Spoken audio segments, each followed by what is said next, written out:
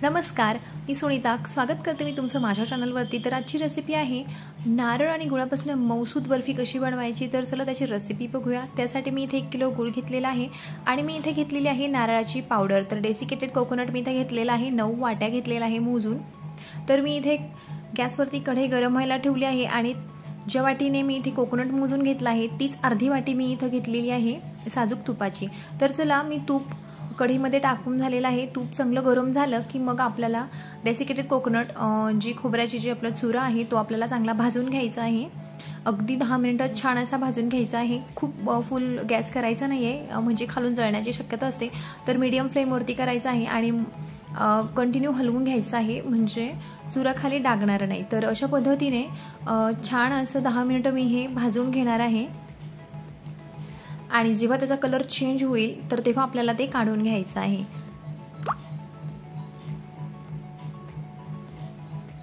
अशा पद्धतीने छान असं कलर चेंज झालेला आहे आणि अशा पद्धतीने भाजून देखील झालेला आहे। तर चला मी हे एका परातीमध्ये काढून घेणार आहे।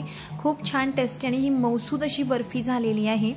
तर 9 वाट्याला मी इथे घेतलेला आहे, 9 वाट्याचे डेसिकेटेड कोकोनट आहे, त्याच्यासाठी मी इथे 4 वाट्या गूळ घेतलेला आहे। 4 वाट्या गूळ अशा कारणाने घेतलेला आहे की आम्हाला घरात खूप गोड लागतो। तर तुम्ही या ठिकाणी 3 वाट्या देखील गूळ घेऊ शकता, पण जे कोकोनट आहे ते वाळलेलं आहे त्यामुळे गूळ जो आहे तो जास्त पाणीही शोषून घेतो। तर त्यामुळे मी इथे 4 वाट्या गूळ घेतलेला आहे आणि पूर्ण 1 किलोचा गूळ मी इथे वापर केलेला आहे। तर यामध्ये मी काही काजूचे काप टाकलेले आहेत, तर ते मी मिक्स करून घेणार आहे।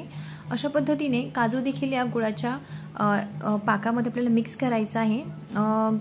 तर बघा इथे मी विलायचीची पूड घेतलेली आहे। विलायचीची पूड आपण जास्त घ्यायची आहे, याने टेस्ट खूप छान लागते। तर गूळ आता वितळायला लागलेला आहे, आपल्याला यामध्ये पाणी अजिबात टाकायचं नाहीये। तर बघा गूळ खूप आपल्याला होऊ द्यायचं नाहीये। थोड्या वेळातच जेव्हा गुळामध्ये अशा बुडबुड्या निघायला लागतात तर त्याच टायमिंगमध्ये आपल्याला हे जे डेसिकेटेड कोकोनट भाजलेलं आहे ते टाकायचं आहे। खूप जास्त वेळ जर गूळ आपण गॅसवरती शिजवून दिला तर तो जळण्याची शक्यता असते।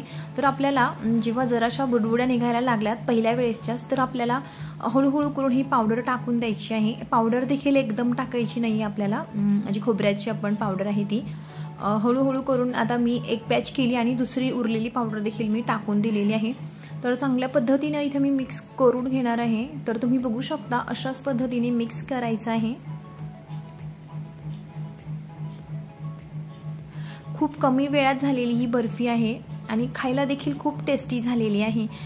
आणि जर तुम्हाला कमी गोड लागत असेल ना तर तुम्ही 9 वाट्याला इथे 3च वाट्या गूळ वापरू शकता, एकदम परफेक्ट असं तेही प्रमाण होणार आहे। पण जास्त गोड लागत असेल तर तुम्ही इथे 9 वाट्यांना 1 किलो गूळ वापरला तर काही हरकत नाही। तर अशा पद्धतीने छान असं पूर्ण जे मिठाईचं आपलं सारण आहे ते तयार झालेलं आहे। तुम्ही बघू शकता खूप दिसायला छान दिसत आहे। इथे मी स्टीलची प्लेटला तूप लावून घेतलेलं आहे आणि पूर्ण जे आपल्याला बर्फी बनायचं सारण आहे तर ते मी ह्या गोलाकार ताटामध्ये काढून घेत आहे। हवं असल्यास तुमच्याकडे एखादा ट्रे असेल तर तुम्ही तिथे देखील हे त्यामध्ये पण टाकू शकता। हे अशा पद्धतीने कडा जे आहेत त्याच्या दाबून घ्यायच्या आहेत, म्हणजे आपण जेव्हा त्याचे काप बनवू ते एकदम छान आणि तुटणार नाही। तर कडा मी दाबून घेतलेला आहे, तुम्ही बघू शकता किती छान दिसत आहे।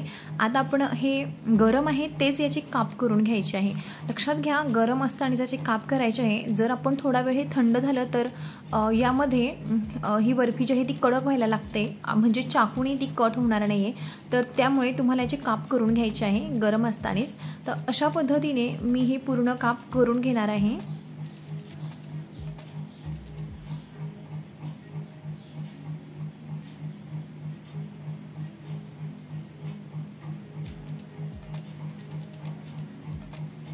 तर खूप सोप्या पद्धतीची ही रेसिपी आहे, अगदी कोणीही झटपट करू शकते ही रेसिपी।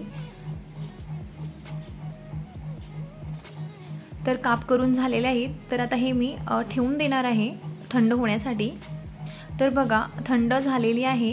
रात्री ही मी बर्फी करून ठेवली होती, तर मी सकाळी ही बर्फी बघितलेली आहे आणि मी जे आहे ते ताट पूर्ण उलटं करून दुसऱ्या ताटामध्ये टाकून घेतलेले आहे, जेणेकरून जी बर्फीचे जे मी काप केले आहे ते मला खूप इझिली कट होणार आहे। तर बघा असं उलटं करून घेतलं ना, अगदी हात जरी लावला तर किती मऊ अशी ही बर्फी झालेली आहे, अगदी कडक झालेली नाही आहे, कारण परफेक्ट जे प्रमाण बसलेलं आहे त्यामुळे ही बर्फी खूप छान झालेली आहे। अगदी एका हाताने देखील तुकडा खूप असा छान पद्धतीने तिचा मोडला जात आहे।